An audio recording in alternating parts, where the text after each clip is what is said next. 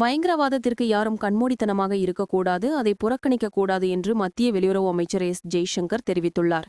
ரஷ்யாவில் நடைபெற்ற ஷாங்காய் ஒத்துழைப்பு அமைப்பின் தலைவர்கள் கவுன்சில் கூட்டத்தில் பேசிய ஜெய்சங்கர், பயங்கரவாதம், தீவிரவாதம் மற்றும் பிரிவினைவாதத்தை எதிர்த்து போராடுவதற்காக ஷாங்காய் ஒத்துழைப்பு அமைப்பு நிறுவப்பட்டது என்பதை நாம் மறந்துவிடக்கூடாது என்றும், இந்த அச்சுறுத்தல் இன்னும் தீவிரமாகிவிட்டது, எந்த வடிவத்திலும் பயங்கரவாதத்தை பொறுத்து கொள்ளக்கூடாது, அதை நியாயப்படுத்தக்கூடாது, அதை புறக்கணிக்கக்கூடாது, கண்மூடித்தனமாக இருக்கக்கூடாது என்று மேலும் தெரிவித்தார்.